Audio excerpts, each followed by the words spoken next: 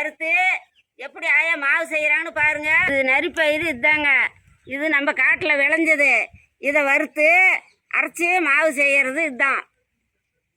அடுப்பை பற்ற வச்சு வறுத்து எடுத்துக்கலாம்.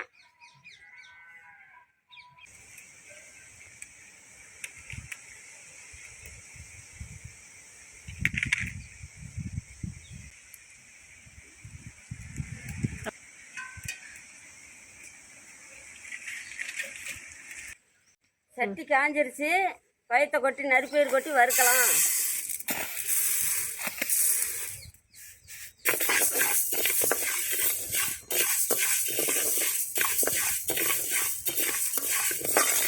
அந்த காலத்து நாங்கள்லாம் இப்படி தான் நரிப்பயிறு வறுத்து அரைச்சி மாவு பஞ்சு வச்சுக்கிட்டு 10 நாளைக்கு கூட வச்சுருக்கலாம், ஒன்றும் ஆகாது.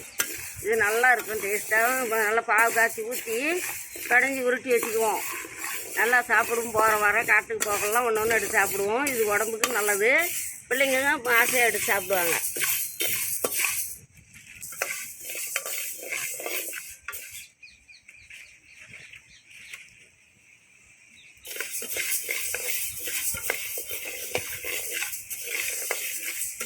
நல்லா செவக்க வறுத்தா தான் நல்லா கம்ம வாசம் வரும். கலரை பாருங்களேன், வறுத்தா ஒரு மாதிரியே கலர் வரும். நல்லா பயிறு கலர் வரப்போது அரைக்கணும். நம்ம நேரம் தேஞ்சிக்கு போகிற போது தீயாத வறுக்கணும். பாருங்க, பயிறு இப்படி செவந்தா தான் வறுத்து எடுத்து கொட்டணும். இப்படி கீழே அடியை அருவாத எடுக்கணும். பாருங்க எப்படி வாசம் வருது பாருங்க, கும்முன்னு. வறுத்துட்டு நம்ம எடுத்து கொட்டிக்கலாம்.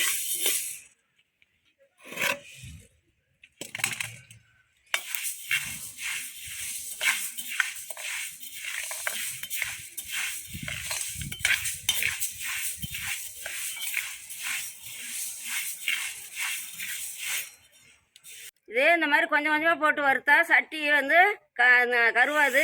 உண்டுனா போட்டால் தீஞ்சு போயிடும். இப்படி வறுக்குள்ள நீங்கள் என்ன பண்ணுறீங்கன்னா அப்படியே கொஞ்சம் கொஞ்சமாக போட்டு வறுத்துக்கிட்டே இருந்தீங்களா நல்லா கலர் வந்த விட்டு எடுத்து கொட்டுங்க, நல்லாயிருக்கும்.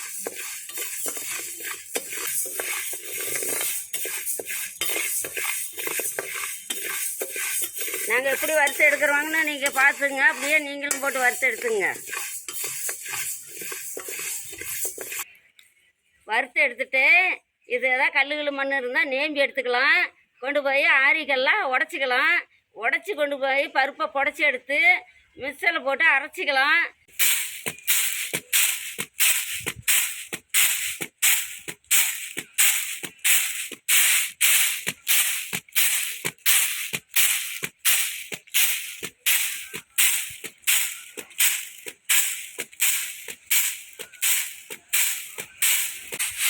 பாருங்க, இந்த மாதிரி கல் மண் இல்லாத இப்படி நேர்த்தி எடுத்துக்கணும்.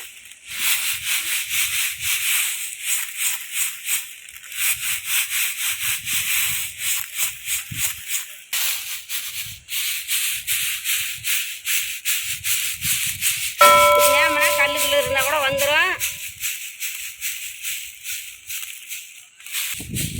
உங்களுக்கு நேம்பு தெரியலன்னா தண்ணியில் போட்டு அரிசி கூட காய வச்சுக்கோங்க.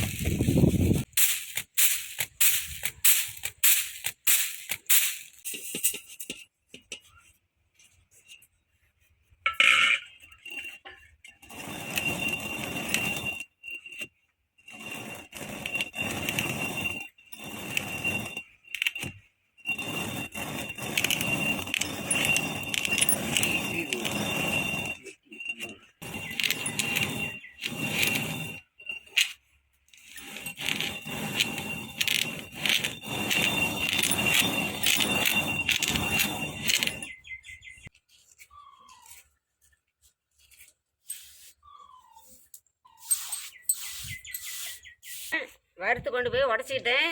இந்த மாதிரி உடச்சி அதை புடச்சி அப்புறம் தான் மாவு செய்யணும்.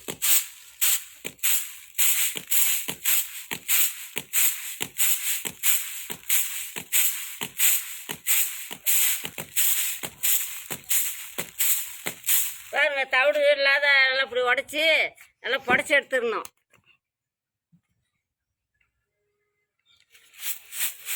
பாருங்க, 2 3 ஏலக்காய் போட்டு நல்லா நெகுன்னு அரைச்சிக்கிட்டு வந்துட்டேன்.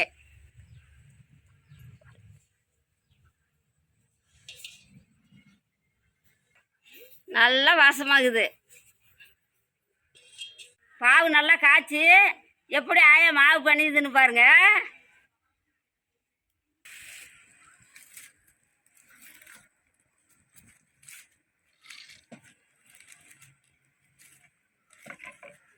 பாவு நல்லா கொஞ்சம் கெட்டியானாதான் மாவில் பிணைஞ்சா நல்லாயிருக்கும்.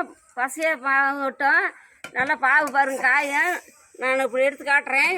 இன்னும் நல்லா பாவு காய்ட்டும். அப்போ ரெட்டை துள்ளி விழுந்தால் தான் அந்த பாவு நல்லா கெட்டியாக வரும். அப்போ தான் எடுத்து ஊற்றணும். நம்ம வீட்டில் செஞ்ச நெய், அதுக்கு முந்திரி பருப்பு, திராட்சை இதெல்லாம் போட்டு நெய்யில் வணக்கி மாவில் கொட்டிக்கலாம்.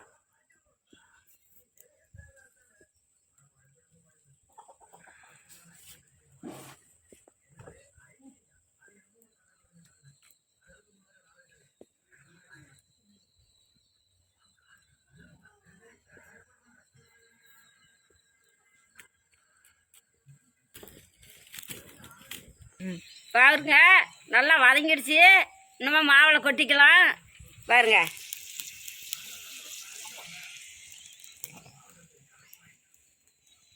மாவு ரெடி ஆயிடுச்சு. இன்னும் எடுத்து ஊற்றி பிணைஞ்சிக்கலாம்.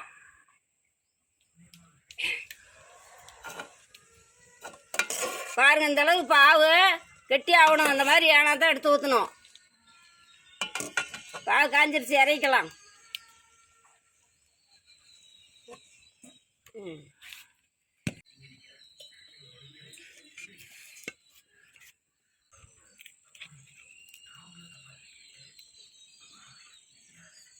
இந்த மாதிரி கொஞ்சம் கொஞ்சமாக பாவு ஊற்றி பிணைஞ்சிங்க.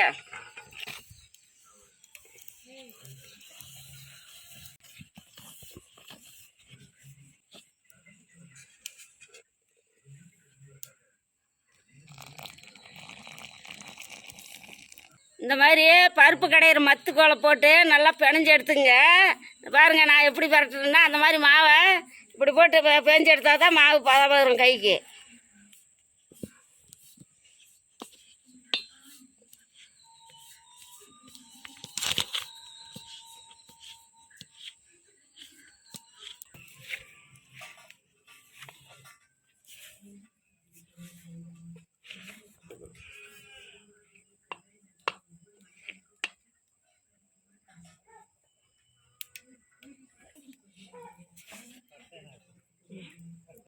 இந்த பதத்துக்கு வர்ற போது பாருங்கள் உருண்டை பிடிச்சிக்கலாம்.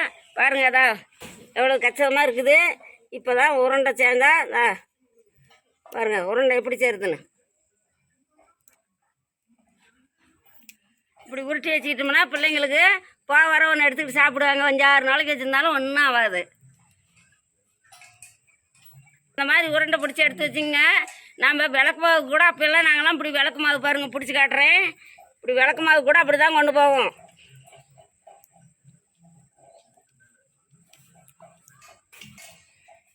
இந்த மாதிரி செஞ்சு விளக்கு மாவு எங்கள் ஊர் கோயிலுக்கெல்லாம் நாங்கள் விளக்கு மாவு எடுப்போம்.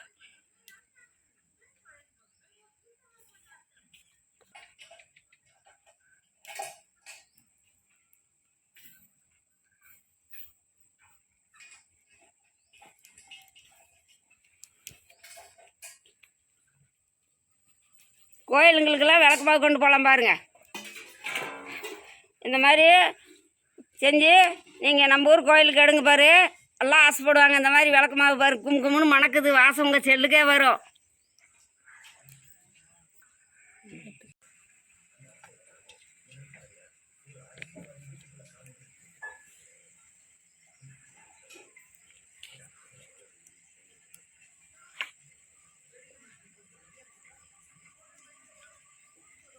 பாருங்க நறுத்தா மாவு பேஞ்சு உருண்டை பிடிச்சி வச்சுக்கிறேன். இந்த மாதிரி நீங்களும் செய்யுங்க பார்த்துட்டு.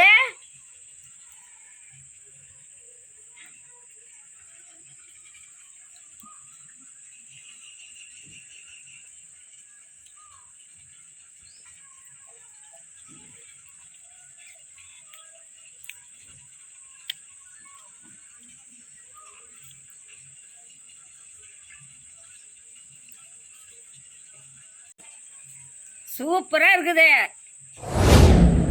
கட்டராஜா சேனலுக்கு சப்ஸ்கிரைப் பண்ணுங்க, லைக் பண்ணுங்க.